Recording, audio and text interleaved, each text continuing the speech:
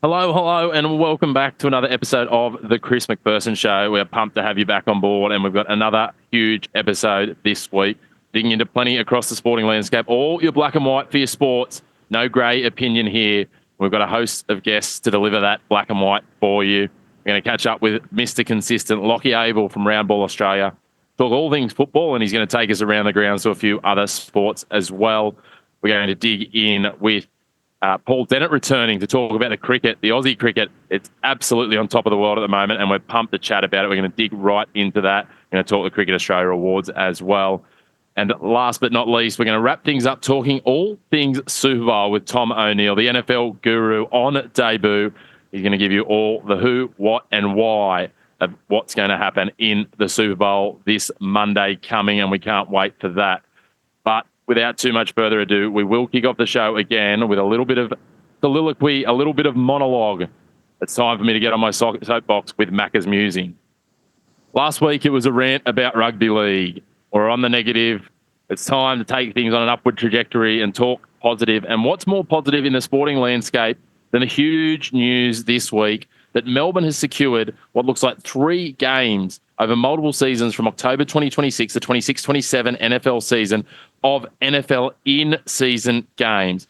We're going to chat a little bit later on today with Tom O'Neill about the Super Bowl, but this is the biggest Aussie NFL headline right now. The huge news that it looks like the Philadelphia Eagles, including Jordan Mailata, who are about to participate in the Super Bowl, Aussie Jordan Mailata, former South Sydney Rabbitohs Jordan Mailata, will be coming to the MCG in front of over 100,000 screaming Aussie fans to bring NFL football down under. It's long overdue. We've got 3 games coming over 3 years. The controversy, the question you might ask, why are we only playing in Melbourne? Why are we only playing at a round ground? 100,000 people, it's a huge number. But should this have been dealt out more? Should other states have gotten involved? Should Australia have been looking at this from a national perspective? Hats off to the Victorian government. Hats off to Tourism Victoria. They've done a wonderful job in landing this contract. Hats off to the NFL for bringing it down under. But it lays questions as to why other cities didn't get involved. Surely the NFL, once they started looking at this, were open to other tenders. Surely there was an opportunity with a 90,000-seat stadium sitting smack bang in the heart of Sydney's sporting precinct at the Sydney Olympic Park. There was an opportunity for New South Wales to get behind this as well. Optus Stadium, if we're going to look at big round stadiums, might have been in the mix. Suncorp might say they should have been in the mix too in Brisbane. For mine, probably a little light on the numbers. There are some questions to be asked around this, but maybe it's a seed that's planted that it becomes a fixture like they have in London. It'll be the first time, as I understand it, that they've played NFL at a round ground. They go to the UK, they play in Wembley. They play in soccer stadiums in Mexico. It's going to be an interesting thing to see how it is received when players are so far away from the spectators. But the one thing that is good news is we're bringing NFL down under, and I, for one, will be there in October 2026. We hope to see you there. It's great. We need to get bums on seats, and hopefully it will become a fixture in the future, which alternates between some of the more appropriate venues. It's good news overall, with a few questions to be asked. But for now, NFL down under, it's a win and a tick from me. Well, now that I've vented my spleen, it's time to head around the grounds, and I needed some help with some heavy lifting here. So we've called in Mr. Consistent, Lachie Avil from Roundball Australia. We're going to do some pinch hitting with a few other sports. Lachie, hello again. Welcome back. G'day, Chris. Thanks for having me. Hey, we put you under pressure on short notice. You've been called in. We've got a sick note from Brodie Burrows. But again, I know you're a very capable man across plenty, and you'll have some views on a few of these pieces. And let's start off with some tennis. The Davis Cup was happening on the weekend, and when I was putting together the run sheet for the show, I thought really good that the Aussies had a win, and great to see we knocked over Sweden. John Peers even got to have a little run around in the dead rubber singles, which was lovely. We had him down 3-0. It was all over. We threw away the 5th match, didn't even play it. So the Aussies go through. We get to now come up against Chile, which that's going to be the next round. But there's a bit to pull apart in the Chile piece. But in terms of that, Davis Cup in Australia, that's going to be nice to have back, Lachie. Yeah, that's the main thing, right? I mean, we love when the Australian Open comes to town every January, but apart from that, we don't get a lot of opportunities throughout the remainder of the year to watch Australians play tennis at home. So especially having those Australians in an Australian jersey and playing for their country, I think is definitely the cool thing here. Certainly will be. Hopefully we'll see Alex de Minaur and Leighton Hewitt leading them around. Christian seemed to think last week when we sort of previewed this that we might see it in Brisbane because of the time of year. Apparently a bit fresh in Melbourne for tennis in September, and possibly be grass courts as well, depending either grass or hard courts you'd expect playing against a South American nation who are a bit more proficient on clay. But in terms of that, there was some controversy in the Belgium and Chile tie. Belgium's Zizou Burgess knocked over Christian Garin when he was celebrating. You can see here he's a little bit apologetic, and Garin's on the ground. I've never seen anything like this. It was just overly exuberant celebrating, and he's just collided with him and knocked him A over T. Garin then said, "Oh, no, sorry, I've seen the doctor. I can't continue." Then was classed as a forfeit. Now, in some headlines, it talked about, they made it sound like he almost tackled him, but it was a collision. It just seems really unfortunate that, now that's meant that, sorry, and I got this the wrong way around just before, Chile are actually out, so Belgium will now face Australia in the second round of qualifying. But I thought tennis was a non-contact sport. What's going on? Yeah, I mean, it's not even like a kind of like a netball non-contact sport where you still get contact all the time if you're kind of close to your competitors and you're getting physical. But tennis, there is obstacles on the court that are separating you and your opponent apart from a change of ends. Even then, they usually walk around opposite sides of the the umpire's chair. So yeah, very strange scenario. You'd think that for that kind of incident to then lead to a forfeit seems a bit unfair for mine, Chris. Yeah, it's a hard one though. Like, there's no intent. I don't know. I don't know what the right answer is here. I'm probably not the right person to decide it. Maybe we need to get Christian back on in a couple of weeks once the heat's cooled off this. But bizarre is certainly, and we do like it. A peak moment in sport. But not nice that tennis is delivering. It's giving us something to talk about, which is always wonderful.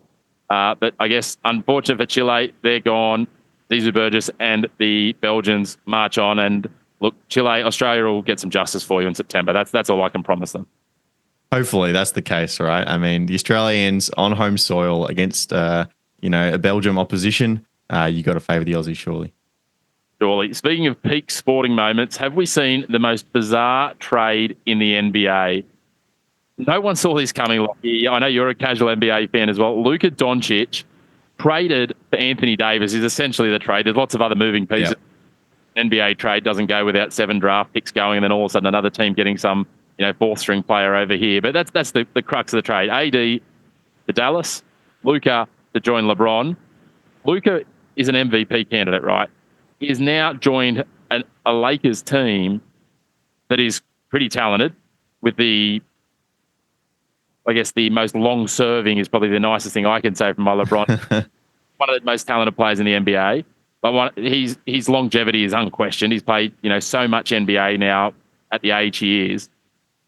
It's bizarre to think that a team like Dallas would trade their key piece. Anthony Davis is a great player in his own right, but a key piece, a fan favourite, the lifeblood of their team. What's going on here? Yeah, this really shocked the whole world. Even if you're not a bolted on NBA fan and you don't know the ins and outs of the competition, you still know these guys' names passively, and you're still shocked when you hear teams that are trading them around like that. I think this is probably the trade that alerted a lot of Australians to the fact that in America, players can just get traded around by their clubs without their permission as well, which is probably shocking for a few people. But this is ridiculous. And to me, it screams that something is happening behind closed doors that we're not aware of. I know there's been questions of Luka's conditioning at times. There's that infamous clip after they qualified for the NBA Finals a few years ago of, I think it was the VP at the time, taking his beer away and saying, no, you got to stick to the waters. We got a big series to play in a couple of days. So, look, for me, something has gone down behind the scenes. They're not happy with him. There's something about his character or his mentality that has them doubting him as the future of their franchise, because otherwise, Chris, this trade makes zero sense to me. Yeah, it's a bizarre one. As you say, it's so funny coming from Australia. Our rugby league community would be laughing at this because rugby league players, they can sign contracts November 1 of 2025 for 2027 because they need time to be able to adjust or move. Meanwhile, he's just been shipped from Dallas to LA on the click of a fingers. The other thing that's bizarre with this one, Locke, is that no one knew about it. Like the NBA is basically, generally when there's a story coming out, it's about as secure as a colander trying to hold. Like everyone knows about it. Players like, and I call him Aussie with an asterisk, Kyrie Irving, he's at Dallas. And he found out about this on a massage table from ESPN on his phone. Like the players didn't know. The only people that seemed to know were the ones doing the deal. It really reeks of almost a knee-jerk reaction to something that, someone at Dallas has just gone, whether it's Mark Cuban or who it is, have just gone, you know what? Nah, we're done. He's done something here, as you say, that's really rattled some cages on top of what he'd already done, right? Like it's blown things out of proportion. It is. Is Mark Cuban still affiliated with the Mavericks? I thought he might have sold his stake off. But either way, it's one of these things where it's obviously been kept tight, and I wonder if it could be a knee-jerk reaction to something. Maybe there's been an interaction and they've gone, okay, we're getting rid of him, and it's happened really quickly, or they're keeping it quiet because they didn't want people to talk about it before the deal was locked down. Because LA receiving this trade must have been thinking, okay, why are we the suckers here, right? Like, what don't we know? Why is this trade not an absolute steal for us, right? So maybe they wanted to avoid that part of the conversation as well. Like, as you say, some of the clips of the players, even who were playing literally when this trade deal went down, and the journalists were like handing them phones and laptops to the bench on the front row, and their reaction to this trade, it was crazy. And even the coaches didn't know, and it's like, okay, all of a sudden your franchise player is being shipped off to a different team. It is crazy. I think we definitely haven't heard the last of it. There's something going on there. There's something we don't know. I'm just very curious to find out what it is. Yeah, you are right. Mavericks, Mark Cuban did sell his majority share, he's still a minority share. Right. The franchise. I did love, though, I saw an AI generated, people utilizing these AI images, and it looked like Luka had been sent for casting in the Nutty Professor movie in an LA Lakers singlet that's created. So it's a mean place, Twitter. We've learnt that. Undoubtedly, there's some very interesting people floating around there, but we'll wait and see. Was it the right move? Who will have the last laugh here? Because, while these deals on paper might seem really great and that Dallas has lost out, if there is something that's, not quite there in Luka's character, you've got if you've got a less than dedicated Luka and a nearly 40-year-old LeBron, it's a very challenging roster to manage to try and get another championship. And, you'd have to think they're going for it now. The window will be closing, but we'll wait and see. He's only 25. He's got plenty of time behind him, so maybe he becomes the next key man at the Lakers. They've done it before. But that certainly will be an interesting one to watch as the NBA season continues on. And it's never a dull moment in the NBA trade season. Speaking of what's not going to be a dull moment, is going to be Sydney this weekend. Lachie, UFC 312, Dricus du Plessis versus Sean Strickland. These two have absolutely gone at each other in the press. They don't like each other. I find it weird that anyone who does like each other would get in a ring and try and punch the living daylights. Some of them do it for the money. Hey, why not? It's this is one of the hottest tickets in town this weekend, and understandably so. UFC not always in Australia, not always obviously in Sydney when we get the opportunities. The Aussie fans, a little disappointing though, Lock, that we didn't really get any Aussies on the top of the card. Yeah, you got to pick your battles, right? Getting a major event like this, I just heard you talk about the NFL and the different parts of Australia that might have been bidding for that game to come to Australia. It's great for Sydney that they've got this event, right? And yes, there's no Australian on the top card, but it's a major event, major sporting event. UFC is a massive global brand. You all know, as you said, what these fighters are like in the press. They love to build it up. It generates the sales. It generates the tension between the two fighters as well. So, major sporting event in Sydney is a good thing. Certainly is. And I know when we had Brody on, and he's obviously our resident UFC guru, notwithstanding his sick note, he was very much talking about the co-main event, which is the women's strawweight battle as well between Zhang Weili and Suarez. So that one will be one to watch as well for the UFC fans. There are some Aussies on the undercard, so tune in. I know a lot of it's going to be on ESPN Plus, obviously main event as well. So lots to look forward to. And Lachie, I know you're not a UFC aficionado. You might not have any thoughts on the fight, but I certainly do. And I'll tell you why. I've gotten into the Dricus du Plessis corner, and it doesn't take a lot. But Dricus got down to Canberra Raiders training during the week. People that know me know I'm a mad fan of the lime green. He was there kitted out wearing a Canberra Raiders #1 jersey. I'll tell you what, he looks like he'd go all right on a rugby league or an AFL field too. He looks like he's a fairly athletic middleweight. Yeah, we've seen a couple of cross-code athletes pull off some rugby skills into other codes in the last week or so. Maybe some UFC action in the rugby this year. I don't know.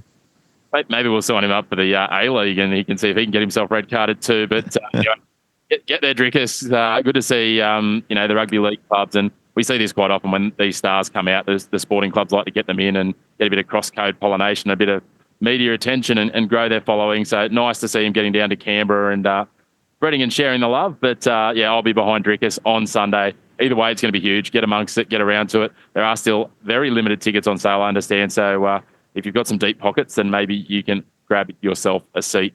But Lachie, we might just take a bit of a breather because we've unpacked some heavy lifting there. We'll give you a bit of a breath, grab some water, maybe some orange wedges, and we'll dig back with some A-League shortly. Yeah, very warm day, so we need it.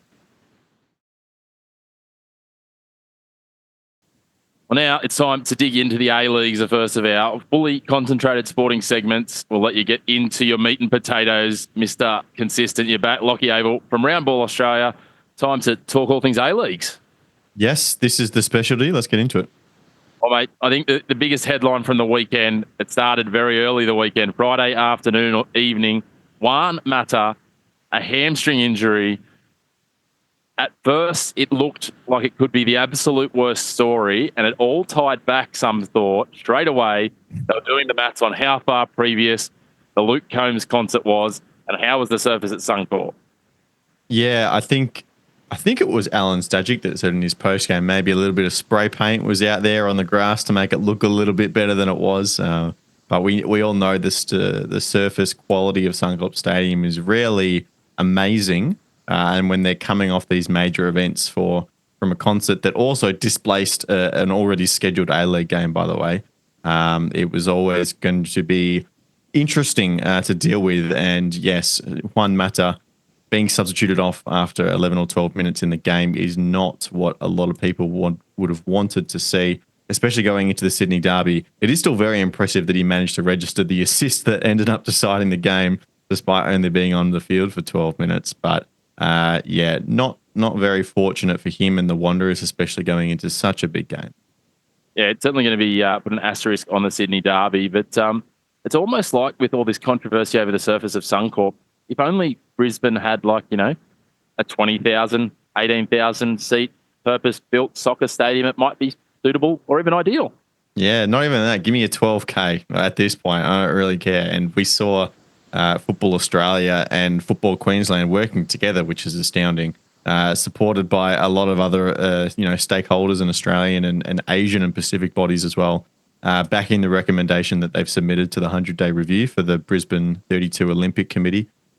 So that plan has the most support it can ever possibly have right now at the most pivotal time, whilst they're finalising the funding for the games. So this is, I think, the most we can do. Let's see what shakes out.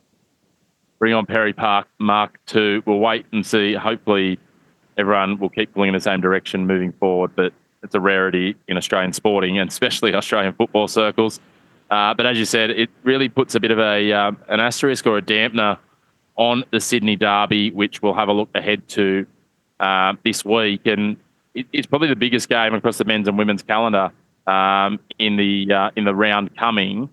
So for that, we know it's always one of the biggest fixtures, period, that comes in these matchups. And the final time this year for that to be denied, having Juan Mata there. I know I was in the press box for the Sydney FC women's game last week when the injury happened on Friday night, and there was straight away dejection from the Sydney FC staff because they, it does steal a tiny bit of limelight away. Obviously, this will shine its own light in its own right because of the game it is, but it does take a little bit of limelight away from the game. Yeah, and I think crucially the context here is that the two other Sydney derbies that were played earlier in the season, Juan Mata didn't start in those either. That was because he was out of favour at the time, but it looks like, especially with Douglas coming back and playing 15 or 20 minutes or so from injury this weekend, that maybe, just maybe, we were going to get this Mata versus Costa clash from the outs in the final Sydney Derby, at least in the regular season. So that seems like it's been cruelly denied. Who knows if Costa was actually going to be ready to play from the start of a match and get through 60 minutes or even to half-time, something like that. I know Calais, the way he was talking in his interviews, it sounds like the Asian Champions League 2 round of 16 clash against Bangkok is kind of the target for him, which is coming up in the next couple of weeks.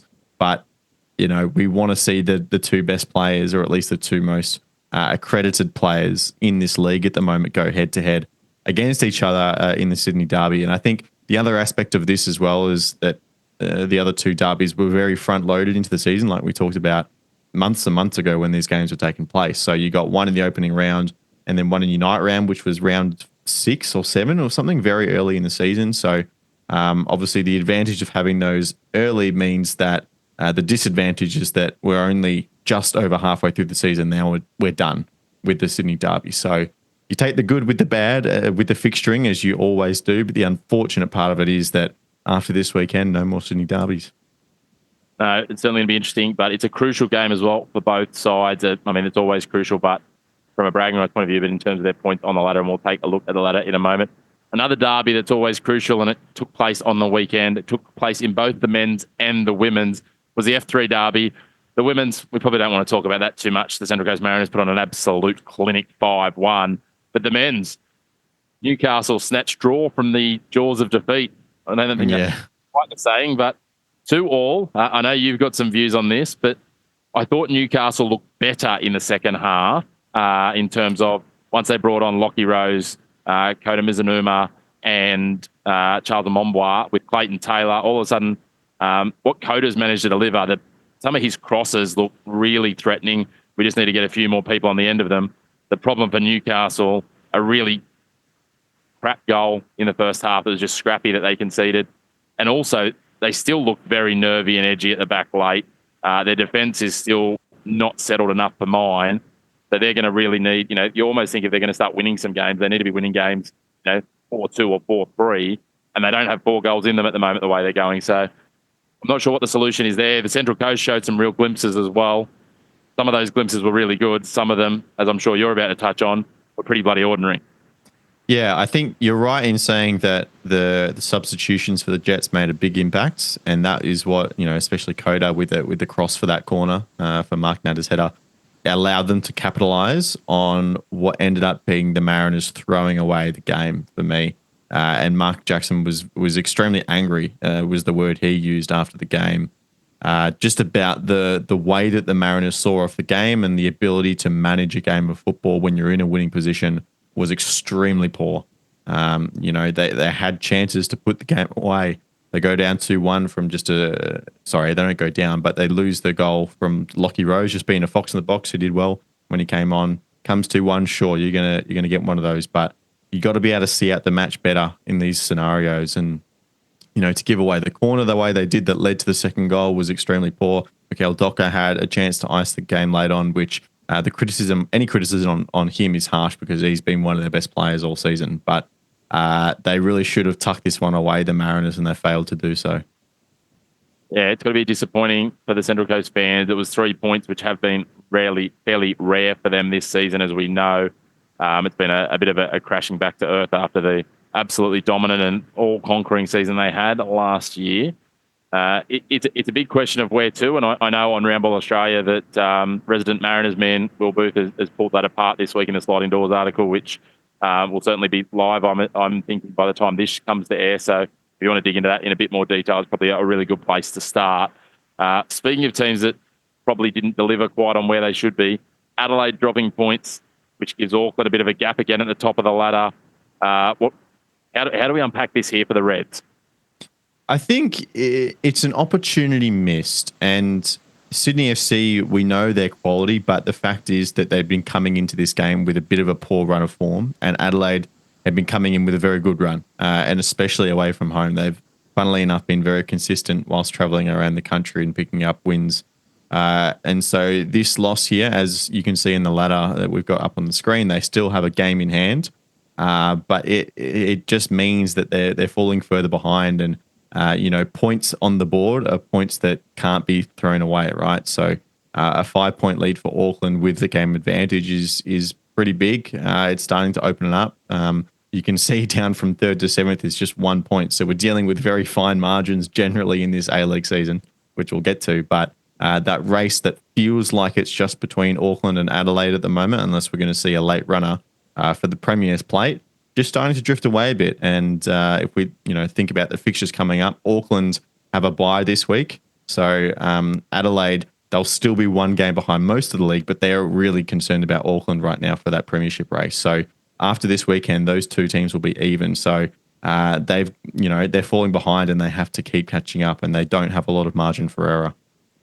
It certainly must win football. It's going to be an interesting run home for Adelaide, though, as you say, quite a few games to go. But they're going to have a focus very much, as you say, on chasing down Auckland, because you want to finish number one. But at the same time, they don't want to be slipping too many times because, as you said, that cluster behind them, well, they've got games in hand on them very quickly, a couple of poor results back to back, and you can find yourself sliding down the ladder, or as we've seen with Sydney, they've shot back up to fifth. It's not going to take a lot for movement, and the difference between finishing second and finishing fifth is huge in this league. Yeah, massive. I mean, Melbourne Victory is the prime example. They were sitting top two when PK left the club about just over 2 months ago now, it must be.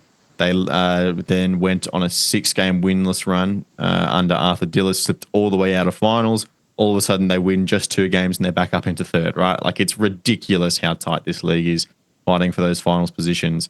And to be able to get into the top 2, yeah, it would be massive. All of those clubs there, all the way down to Melbourne City, Macarthur, Sydney FC, Western Victory, they all are capable of going on a run. And if Adelaide drop a few points, then they're out of the 2. And to be able to skip that first week of finals, guarantee a home and away semi-final leg in front of your home fans to qualify for the big dance, that's big.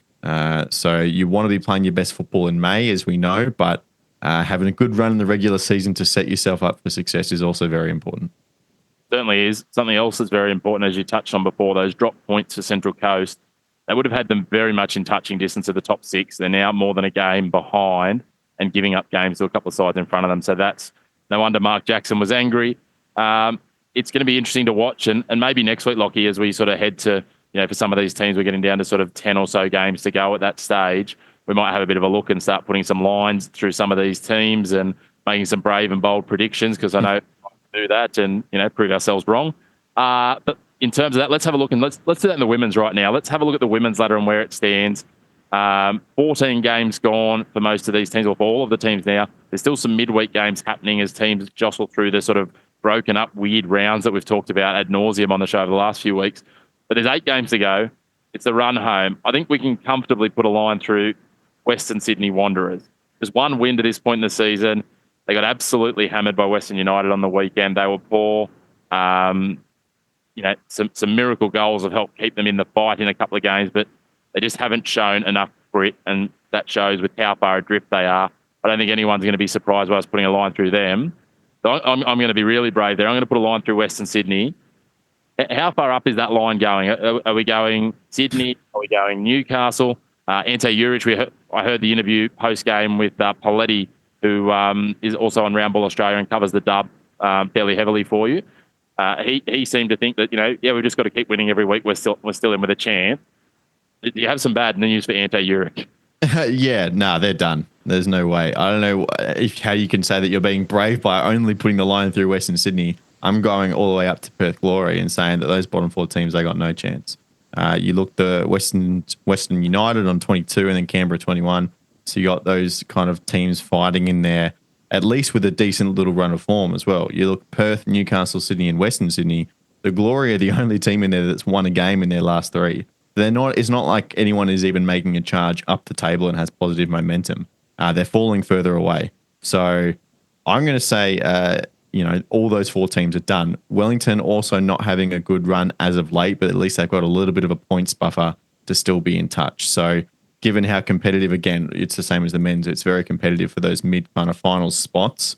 Those teams are going to be playing against each other and taking points off. So there is a chance for a run, but as much as Ante can say that they have a points target and it is still possible, which it absolutely is. It's not like if they win all their games, they're not going to make it. It's mathematically possible, but none of those teams have even shown in the last few weeks that they're looking in the right direction.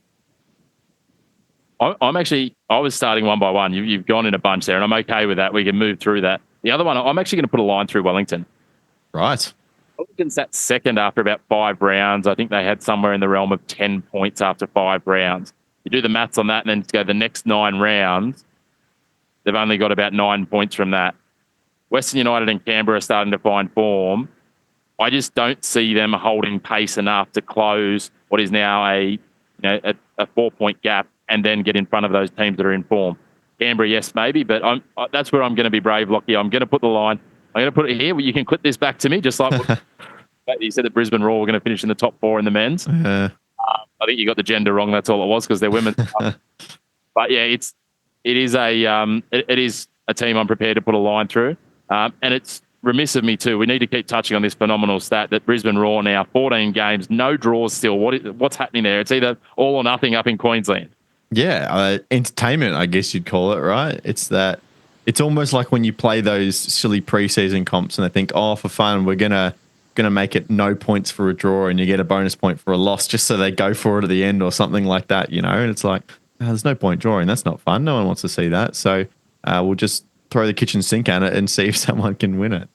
Maybe we'll know it's the case when, it gets to round 21 and they still haven't had a draw and they're in this penultimate round and they're 1-1 in a game and they go the ice hockey empty net in the 90th minute. Goalkeeper for an outfield player and go for the win and end up losing, and then it'll be conspiracy theory confirmed. But anyway, we'll be talking conspiracy theories later, so we might leave that for the NFL segment. Mate, there's plenty to come ahead. We've got a big weekend again. A lot of matches that are going to have some interesting dynamics. A lot of top teams playing bottom teams in both the men's and the women's. Obviously, the Sydney Derby is the headline. But we'll look forward to unpacking that all again with you next week. And, of course, if people want to look into those games and what's coming in the week to come, there'll be another episode of Roundball Australia at the back of the week that they can get from their favourite podcast sources, or they can check out the website. Absolutely. Website, YouTube, Spotify, Apple Podcasts, wherever you like to consume your content will be there. Well, thanks, Locke. We look forward to talking to you next week, and we'll take a bit of a breather here on the show and come back with a little bit of cricket action. Cheers, Chris.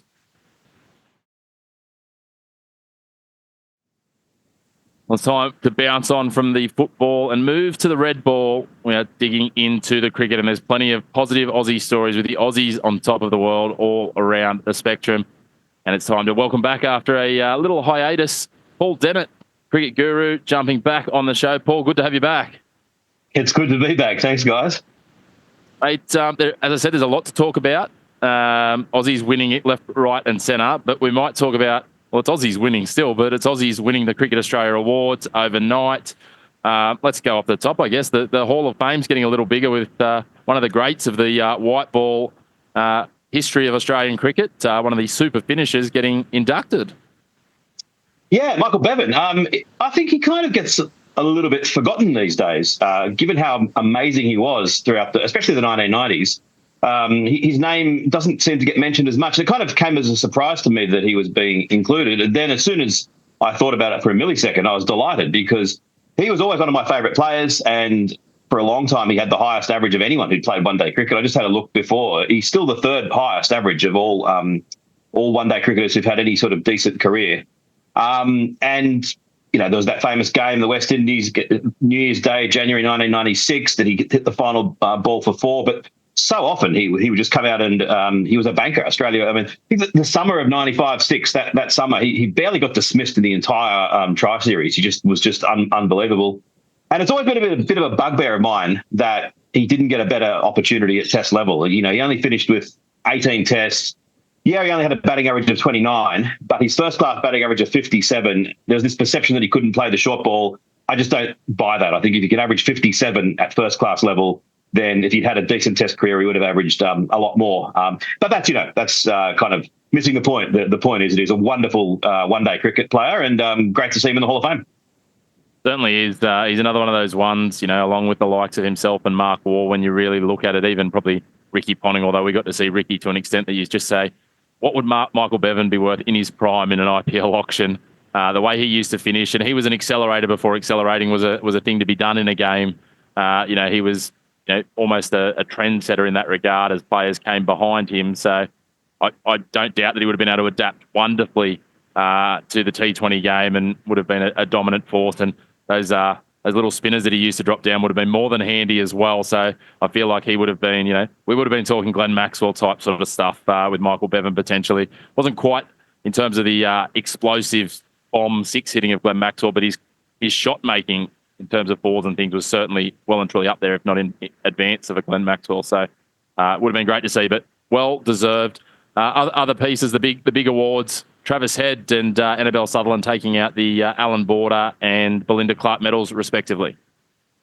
Yeah, kind of no surprises there. Annabelle Sutherland's been a wonderful story this week, seeing her name up in the honours board at the MCG, a dominant 160, and she's emerging in a side of superstars. She's gradually moving to the front of the pile, as with Travis Head. That it's someone that for many years seemed like he would be a white ball star and play the odd test match, but do not much more. Now he is undoubtedly Australia's most valuable batter, and it's he's the player that other sides celebrate the wicket of the most, and he terrifies other sides, quite frankly. So yeah, and plus there's that pleasant similarity to David Boone. There's that image of him in the first test in Sri Lanka batting without the helmet, with the moustache, with ever so slightly pudgy around the centre, which I can't talk, but. And yeah, even that diving catch he took at short leg, there was echoes of Booney. He's a very easy man to like, Travis said. Certainly is. Other winners, Shane Warne Test Player of the Year was Josh Hazelwood. Travis taking it the men's one-day player. Ash Gardner, the women's one-day player. And Adam Zampa still ticking along, taking it the men's T20 Player of the Year. Beth Mooney, the women's T20 Player of the Year. Cooper Connolly and Glenn Maxwell shared the BBL Player of the Year. Elise Perry and Jess Jonathan for the women's. Bo Webster, deservingly the men's domestic cricketer of the year. Georgia Vole, women's domestic cricketer again. She's been absolutely phenomenal and has started to make her way into the Aussie side like Bo Webster. And unsurprisingly, Bradman Young cricketer of the year goes to one S. Constas.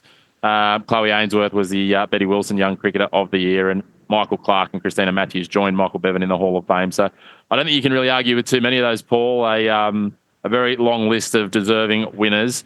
There was some highlights as well, though. I did like, I don't know if you caught Mitch Marsh's interview with the grade cricket boys, and he was talking about his 4-year-old nephew coming in with the Jasprit Bumrah action, and the nightmares continuing. So obviously more than happy to roast himself, save other people doing it. And I know JR, who's pushing the buttons here, would be more than happy to get in and do some roasting on Mitch Marsh. So we better not wax too lyrically about the most recent Marsh man to be sacked from the Australian side. Yeah, but it was nice to see. And it's a lot of Indians commented on it. That went quite viral through Twitter. And a lot of Indian fans are commenting on how this is a sort of a good strength of the Australians. They say, they might be sometimes nasty on the field, but off the field they have the ability to self-deprecate, and it's a sign of confidence and comfort in one's own skin. And it's, it was funny, but it's almost certainly the end of his Test career. So the ability to laugh at something like that, Mitchell Marsh, he's just about the most likeable player in the Australian setup. But yeah, I wouldn't be picking him in the red ball side against it. I think he's certainly on the wane, but I don't think we'll see him again in the red ball side. You spoke about Annabelle Sutherland, her name on the honours board, and the women's Ashes. We absolutely dominated England. We joked off air that maybe England might be deregistered as a women's cricket playing nation, or just as a country in general. I know there's plenty of our guests that like to lay the boot into England. But I'm gonna give you an opportunity here, mate, and I'm gonna toss up a softball for you and see what you want to do with this. There was some controversy in terms of Annabelle Sutherland and Alana King, and the fact that they were included on the MCG honours boards alongside the men. I'm not sure why there's an issue. God forbid that they intermingle the men and the women, because they're all Test players. The one thing I will preface this with, though, is a lot of those people that were blowing up didn't realise that there was another woman who previously, nearly 100 years ago, took 5 wickets in a Test match, and her name's on the board interspersed amongst all those greats of the game. But people on Twitter, they can't be serious about this, can they? I think some people, there's sort of these endless culture wars. I think it's great.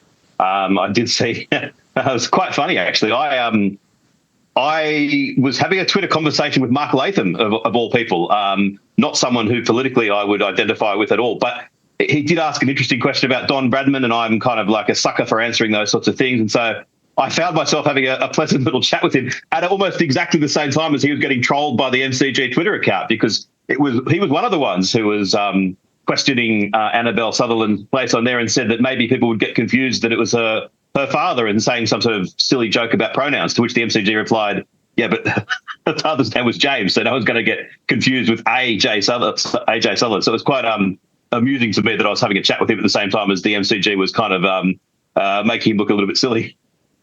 Yeah, he certainly didn't make it hard for people to make him look silly, Mr. Latham, but there's some other interesting ones, and the one I did love as well was, someone who commented, and, it was clearly observable that the boundaries were in a little bit further than they normally are, and they brought the boundaries in further, so they should be on a different board. And then someone else responded very quickly with, I'm not sure if you noticed, but they used to play to the fence. So how many different boards do we need? Do we need to measure the boundaries? And I've also got bad news for any of them. Anyone that's on a New Zealand on a board, their boundaries would be a lot bloody smaller than even the rope was for the women's game. Yeah, and also Alana King, the balls that she was bowling had nothing to do with the boundaries there. I think those balls would have got almost any batter out.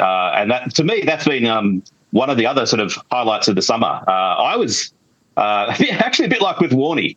Warney's first year or so, I didn't rate him. You're probably too young. You probably wouldn't have been born. But when he was first coming on the scene, I thought, I'm not so sure about this guy. I felt the same thing about Alana King, and I'm delighted to have been comprehensively proven wrong on both scores. And yeah, I mean, some of those leg spinners that she was bowling, it's some of the best I've ever seen. So as with Warney, I've become a huge fan.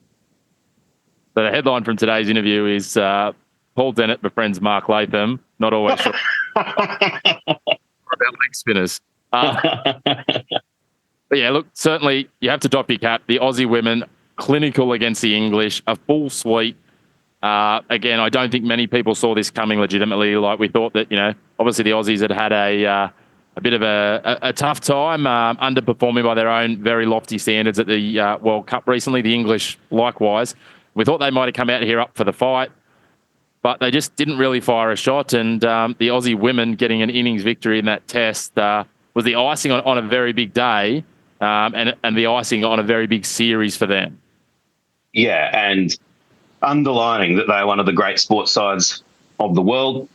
Sometimes you look at the difference just in catching, and that can make, you don't think of it as that significant, but when you add it all up, it's that sort of thing that can render almost pointless the comparison between the two sides, because purely with batting and purely with bowling, Australia are better. But it's those other things, that the real professionalisation that has been in Australian cricket for longer than England cricket, I think certainly helps. And I cast my mind back to 40 years ago. Australia got absolutely hammered by the West Indies, and it was very similar sort of feeling. Australia got beaten 3-1. We won the final test on an SCG pitch that spun, and we kind of were a bit lucky. 3-1 should have probably been 4-1. And the gap between the sides seemed mountainous, and everyone was saying the West Indies are amazing and Australia are terrible. The next summer, Bob Shipson got appointed as Australian coach, and he made the point that Australia had dropped something like 25 catches in the summer of 84-85, including dropping Viv Richards 5 times or something like that. And just saying you cannot compete when you do that. So for all the deserved criticism that England are getting, I think that you've got to just sort of accept that Australia at the moment are still leagues ahead of any other women's cricket side, and these sorts of things can happen. Yeah, I agree. And, obviously a bit of a blemish on the radar, that T20 World Cup. And before we do continue on to what a wonderful day it was, I might just doff my cap to the Indian side and the South Africans in the under-19 Women's World Cup. India taking out that title. The Aussies fell in the semi-final, but a quick mention to them, because it's not all Australia winning quite at the moment. The Aussie girls did very well, though, and I know they had players, including a young 15-year-old Kiva Bray from the Hunter region, who was a key part of that, which is phenomenal. I think you're 15 and playing an under-19 World Cup, and she was also very close to being signed to an A-League side earlier this year, plus she played in the Women's Big Bash. So I don't know about you, Paul. I wasn't doing any of that at 15. I was just struggling to get out of my own bedroom, I think. So anyway, not too far down that route. But as I said, it was a huge day that day, because not only did Australia complete an innings victory in the Ashes to complete the clean sweep, the Australia A side beat the English Lions by an innings as well, and people will say, it's a tour match, doesn't count. All wins count. We'll take that one. But then our Aussie men over in Sri Lanka, Usman Khawaja, a double ton, his highest ever test score. I know there was some people in the media sort of calling for him to be dropped at this point, but he showed why he's become such a star and progressed so much from his early career when he struggled with spin. Now he's very adept in the spinning conditions. A century on debut for Josh Inglis, an innings victory. We saw Kuhnemann come back from that dislocated thumb from the Big Bash only a week or two before. Admittedly, it was on his non-bowling hand, but just so many positives out of this one. And it would have been easier for the Aussies to take this a bit lightly, considering the World Test Championship was already sewn up, but they did well. The toss certainly helped them. A great position heading into, I guess, our final test before we switch to the one-day mode and then look ahead to the World Test Championship after the Champions Trophy. Yeah, I can't remember who it was, but someone made the point that if you were an Aussie cricket fan who didn't have pay TV and had never watched an overseas test match in the subcontinent before and had heard all these things about spinning decks and collapses and how difficult it was, you'd have thought, well, wow, this looked pretty easy. I can't remember a more comprehensive win by Australia in a long time. I think it's the biggest innings defeat in the history of Sri Lankan cricket. Sri Lanka were deplorable. Reminds me, I've got a TikTok video I need to delete, because just before the match, I I went through the Sri Lankans 1 through 11 and came away with the conclusion that they were pretty good. And I thought it was about 50-50 as to who was going to win. But, Australia could have shoved them in for a third time, possibly a fourth time, and still, if it was a timeless test match, we might have had to bat a second time if we put them in for a fourth time, but I think we still would have won. There was a couple of poor decisions early on that went against them that they then didn't challenge. They dropped Smith, they dropped Khawaja a couple of times.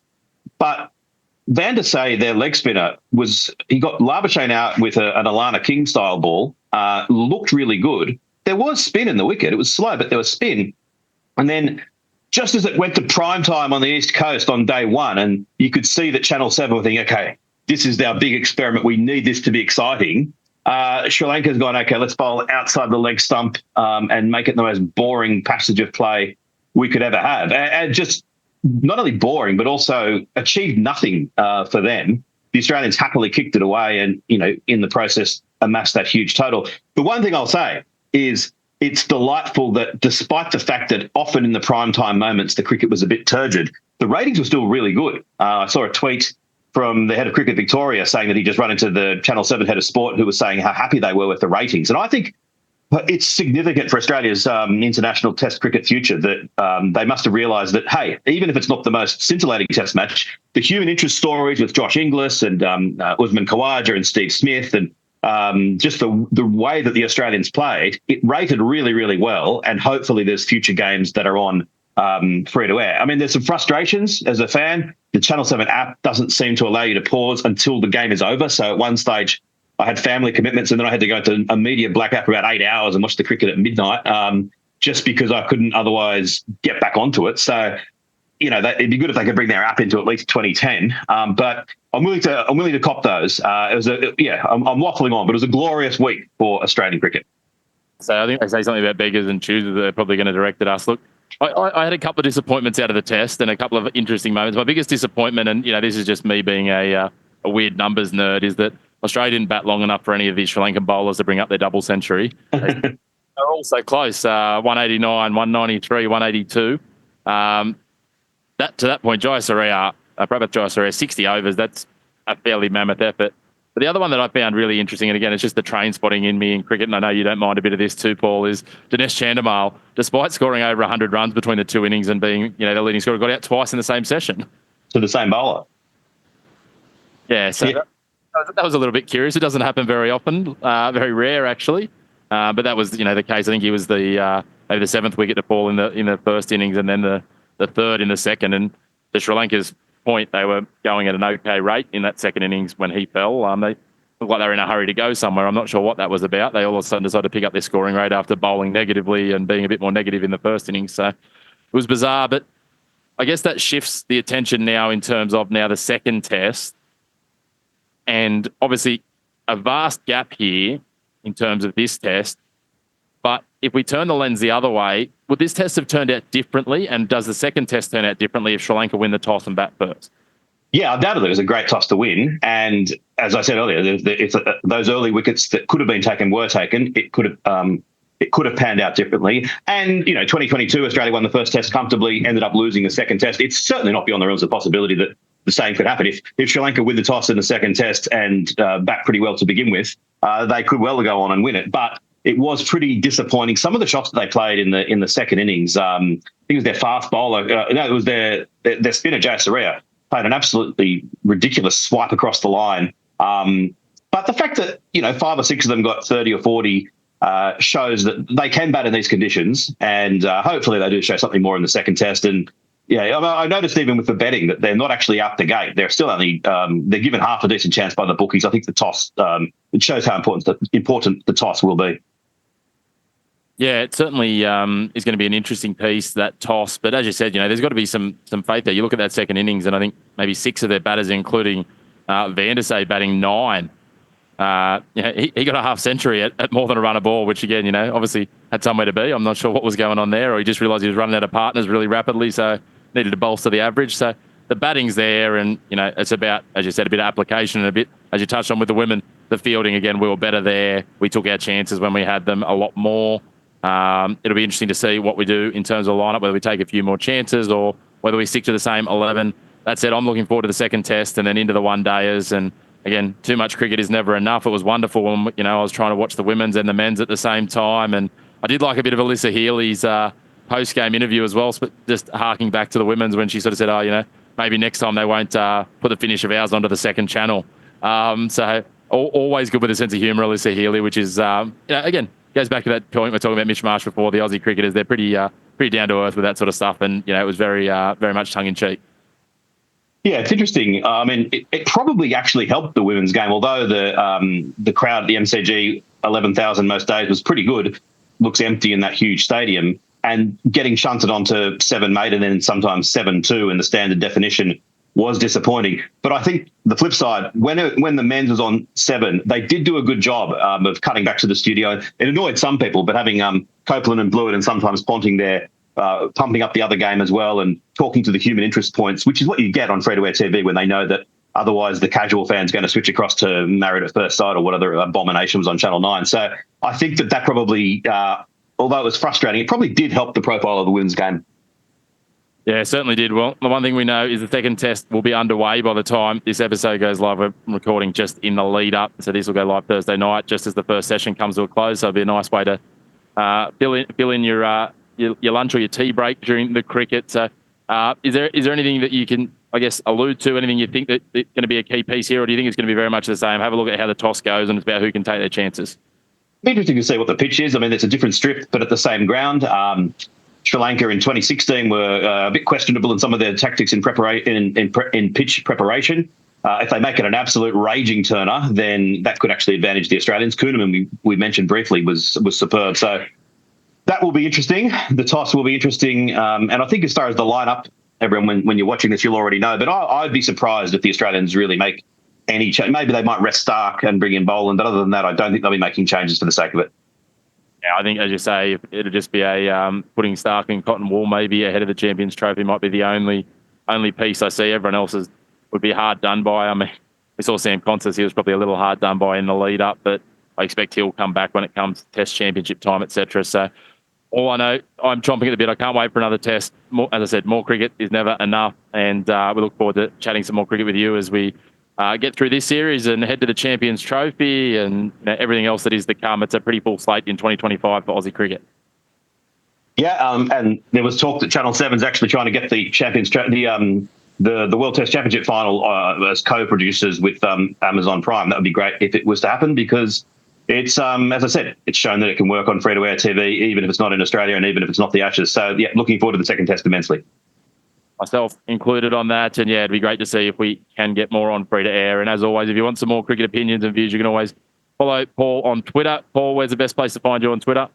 Paul Dennett _ and also pauldennett.substack.com. My newsletter has been in hiatus for a couple of weeks, but it's coming back in the next couple of days. So if you want some thoughts on that, please subscribe. And certainly get around it. Get involved in his social media as well. I know your TikTok as well. There's always some interesting tidbits on there, although he's got to go back and delete that Sri Lanka one, he tells us. So. Paul, good to chat as always, and we'll talk to you again soon. Good on you, Chris. Thanks, mate. Well, we move on from the red ball and the cricket action to one of the biggest sporting events on the annual calendar. It's time for Super Bowl. We don't dig into the American sports too often here at the Chris Macpherson Show, but we thought we had to pay homage to one of those biggest events. And to talk all things Super Bowl, we are joined by NFL guru Tom O'Neill. Tom, welcome to the Chris Macpherson Show. Thanks, Chris. Happy to be here, mate. Always happy to chat NFL. Well, mate, there's so much going on. Obviously, it's such a big event on the calendar. There's some storylines that come into this game in terms of the two teams. How does it shape up from a high-level point of view, and how have we ended up with these two sides with Kansas City and Philadelphia? I would say it's a largely predictable Super Bowl in terms of the start of the season. They're probably two of the top four teams coming into it. Certainly both well-deserved to be here. Chiefs obviously going for their third in a row.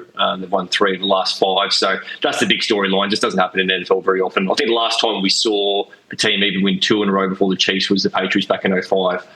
So to do 3 in a row would be unprecedented. So pretty exciting from that point of view. For the Eagles, it's they're obviously really well-run organisation under Howie Roseman. They won it back in 2017. They've been very competitive the last few years. Obviously lost to the Chiefs back in 2023. And yeah, overhaul the roster and they're back there again now with Saquon leading the way this year. So yeah, it's a good matchup between two pretty evenly matched teams, I reckon. Yeah, it certainly looks nice and close. In terms of that, you touched on Saquon Barkley. He's been one of the interesting stories this year, crossed across from rivals from New York to Philadelphia. That was one of the more questionable trade decisions. We know New York are famed for it. Philadelphia are very happy with it. But he's absolutely made it his own in terms of he's just been the dominant attacking force for Philadelphia on their way to the Super Bowl.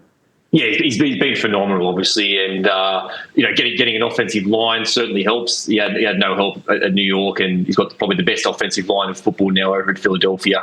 And it couldn't have gone better for him, really. 2,000 yards for the season. I was looking through some numbers before. He's had 10 touchdowns of 20 plus yards this year already. That's more than double any other player in the league. So he's scoring, and he's scoring from a long way out. And it couldn't have worked out better for Philly since that trade. In terms of that, and we'll jump to Kansas City in a moment, there's some talk of maybe a little bit of discontent. I don't know how unhappy you can be as a quarterback going to the Super Bowl, but their quarterback and the fact that he's not getting to air the ball out quite as much now because Saquon is their primary go-to. Is there any interest there around how that plays out for Philadelphia, or do you think it's just a matter of, look, yeah, you're not getting to do necessarily your first choice art in terms of throwing the ball, but if you win a Super Bowl, it's all going to be pretty good anyway. I think certainly they win. Jalen Hurts is going to be happy. He was phenomenal. To his credit, he was phenomenal in 2023, but on a losing side. So if they get the win, he'll be happy regardless. Certainly they go with a different style to everyone else. They were the only team this year who ran the ball more than they passed the ball. To go, it was only 51-49, but no one else is doing it. So they're embracing the run more than any other team. But rightly so behind Saquon, and this is the best their offense has looked. So it certainly looks the right decision. And then we go to the other side, and obviously we've heard the name Patrick Mahomes just so many times in recent years. There's almost a bit of, I was going to call it voter fatigue, but we're not talking about the MVP at this point. Just fan fatigue. People are ready for a change, but it's hard to, really, I guess, throw too much shade on what Kansas City have done. They got off to a slower start again. They weren't necessarily the most clinical, but they've just found a way to win low-scoring games early in the year, and they found themselves in the Super Bowl again for, as you said, the third year in a row. Yeah, and a lot of that credit's got to go to the defense this year. It hasn't been the Mahomes that we've seen in previous years. Last year, even the year before, he wasn't as good. So Mahomes has certainly regressed a little bit, as you would expect at some stage. But the defense has just been phenomenal. He was top 5 defense this year and kept him in a lot of games when the offense was, putting up only somewhere between 17, 20 points. That's been the big difference, I think, with this Kansas City team compared to some of the other ones. This is a truly elite defense. And if we get the best Patrick Mahomes on Monday, well then, that might be too good. Well, we know he's a big game player. The combination with Travis Kelce, it's been talked about a lot. The other thing that comes with Travis Kelce that gets a bit of that fan fatigue, though, is obviously the T-Swizzle, the Taylor Swift show. I know he said Taylor Swift then. Taylor Swift show. It's an interesting side show, but that combination going back to it's absolutely top tier. It's up there, in recent memory with Brady and Gronk and these sorts of pairings in terms of quarterback and tight end. Yeah, it is. It's a phenomenal pairing, and Kelce gets a lot of his receptions nowadays from just ad hoc, sort of broken down plays, and he just ends up finding space, and Mahomes just finds him. It's an incredible bailout for Mahomes to have. They obviously don't have the receiving corps they used to have with no Tyreek anymore, but to have that safety blanket of Travis over the middle of the field has just been huge for Mahomes these last couple of years. Certainly has. So in terms of the game shaping up, is there much else we need to, I guess, take into consideration when we're looking at trying to pick a winner here? How does, obviously, these sides both come from cold weather climates. How does that shape the venue and all these sorts of pieces as well? Yeah, I think the key for Philly will be, I think we know what we'll get from Saquon. He's unbelievable, with a bit of space. I think Saquon will be relatively consistent through the middle. The key will be how Jalen Hurts handles this the Kansas City blitz. The blitz, the Chiefs do get more more unblocked pressure from blitzes than any other team in the NFL at around 25%. And Hurts historically just does not do well against that. He struggles when there's pressure getting through to him. He holds onto the ball too long and he can take sacks. So that'll be the key. If Hurts can consistently get the ball out of his hands quickly when they're passing, and avoid that pressure on when Kansas City blitz, that'll be the key for them. I think if they can do that, and sort of minimise the impact of the Chiefs blitz, then that'll go a long way to holding this Chiefs defence at bay. Well, before I try and hold you to some sort of a prediction or a tip, mate, I want to talk, and I know how much you hate conspiracy theories, but the biggest conspiracy theory ongoing in the NFL is that the NFL actually manipulates the draw and the schedule to make sure they get the teams they want in the Super Bowl. So if we take a look at the Super Bowl logo, allegedly it projects the team that's going to be in the Super Bowl, and they talk about it. I think it's a bit of a stretch this year because they've said it's red and green and it's Kansas and Philadelphia. I'm not seeing a lot of Philadelphia green in there. That's not Eagles green in that logo. That looks a lot more like a Seattle Seahawk green to me. But, mate, do you want to pour some cold water on this? Like, what are your thoughts here? It's again, it seems like a very American thing to have come up with. There's just no chance. Red and green would cover a lot of the teams in the NFL if you're trying to line up with a team.